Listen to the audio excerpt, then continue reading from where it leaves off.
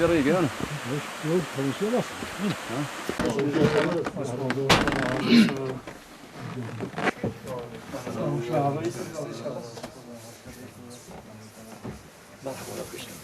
Bingöl'de Risale-i Nur hizmetleri alakadar oluyoruz. 96 senesinde Kırgızistan'da hizmetler başlamış. İlk Medrese-i Nuriye açılmış. Bingöl'den de 2 tane ehli hizmet kardeşimiz gidip orada medresede hizmete başladılar. O vesileyle de Bingöl vilayet olarak oradaki hizmetlerle alakadar oluyor. Her sene bize gelirler böyle. Misafirliğe gelirler. Türkiye'yi gezdiririz. Barla'ya götürürüz. Nursu'yu gezdiririz. Bu ana böyle üstadın menzillerini falan görürler. Buradaki programlara katılırlar, okumalara katılırlar, medreseleri gezerler.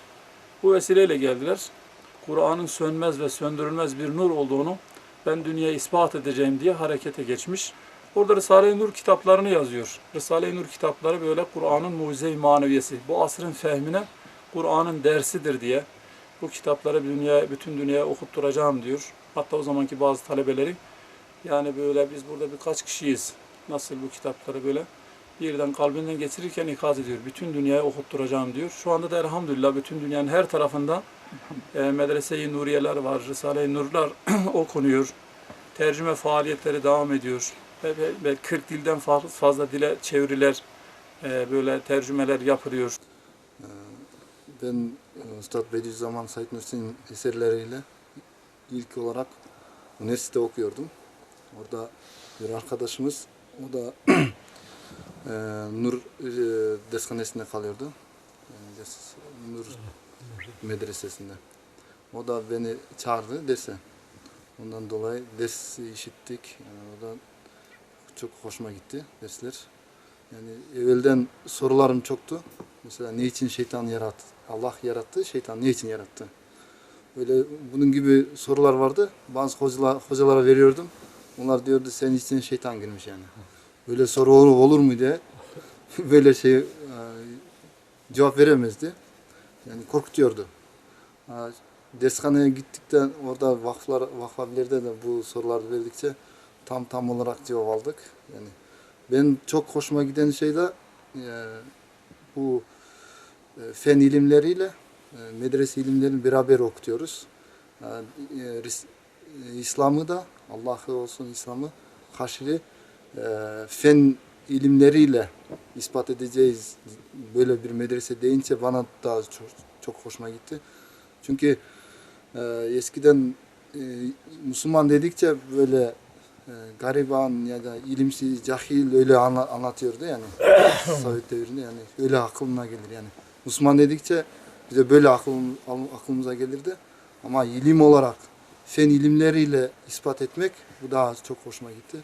Sonra dershaneye bir sene geliyorduk.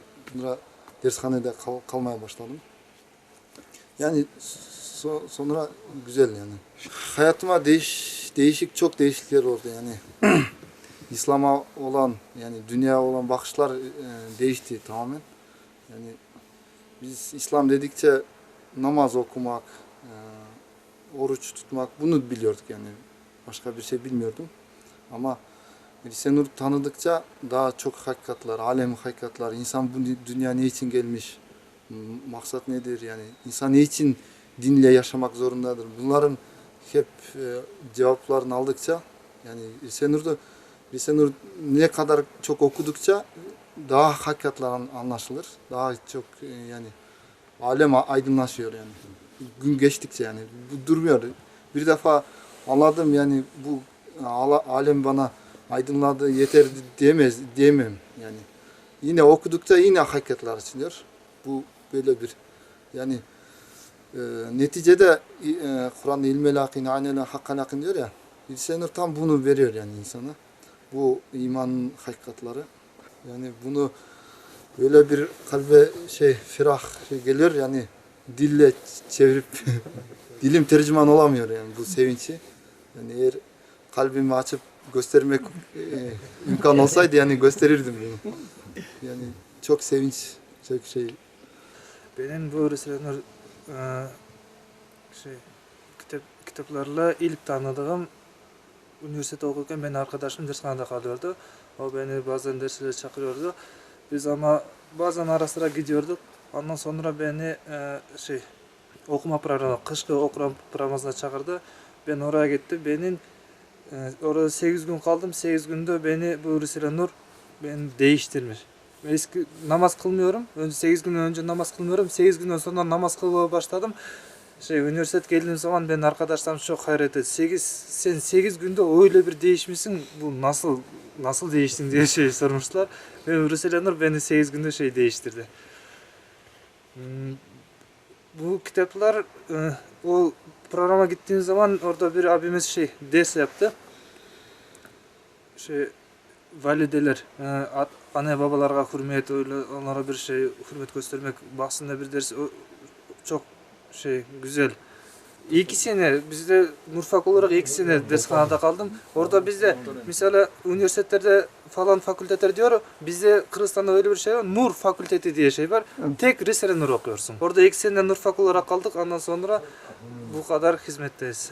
Ben abilerden görünce onların en fazla bana ettiği nokta onların bir şefkatidir. İnsanlar olan bir şefkati beni çok sevdi de.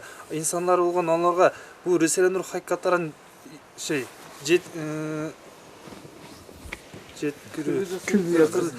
Risale-i Nur'da başka adamlarga jetkizүүdө ушунчалык bir мээримдүүлүк менен түшүндүрүүдө ушунчалык bir аракет кылышты. Ошол нерсе abilerin böyle bir halleri beni çok hayret etti. Şimdi şu anda ne diyor titriyorum heyecanla öyle bir zaten burada akrabalar var onlarla beraber yapmak biz için çok eskiden şöyle bir şeye geliriz eskiden bilmiyorduk ama çok güzel oldu. Ben lisede okurken orada evim vardı, yani 100 metre dershane var. Ben kendi daim orada beraber yaşıyorduk. Daim söyle sen oraya git. Ben ilk defa hoşuma gitmedi medreseye varmak. Sadece orada televizyon falan yok. O yüzden biraz sıkılma oldu. Sonra daim çok da tekrar etti. Sonra gittim medreseye. Sonra medreseye yatmaya başladım. Sonra lise, sonra üniversite orada bitirdim. Dershanede kalma. Sonra Risale-i Nur'da o kadar inkişaf başlandı. İlk defa Risale-i Nur'da bende bir sual vardı. Mesela öldükten sonra ben yok diye hiçbir hocadan bile mesela Ustad Bediüzzaman sadece bu çekirdekten anlatıyor hani. Öldükten sonra bu kimya profesörü şöyle böyle. Onu duyduktan sonra ben tekrar Risale-i Nur'a o kadar iyi anlamaya başladım. O cevaplı bir vakıf abimiz güzel bir anlattı. Sonra elhamdülillah haşire hiçbir şüphem yok. Evet, biz mesela ilk defa dershaneye geldiğimiz zaman anlamıyor dedik. Biz niye anlamıyoruz diye çok tekrar söyledik. Sonra okudukça anlarsın diyor. Sen anlamasan ruhun anlar diye bize cevap verdi. Yani sonra hemen tekrar okuyorduk. Bir külliyat çevirdik. Sonra dersi hazırlamaya başladık. Söz ezberlemeye başladık. Sonra güzel. Biz mesela çok ilk gittiğimizde hiçbir şey anlamıyorduk. Ya da okumanı da bilmiyorduk Türkçe. Biz inşallah çok külliyat tekrar ettikçe anlamaya başladık inşallah. Hepsi bu okursa inşallah anlar. Anlamayan hiç kimse yok yani.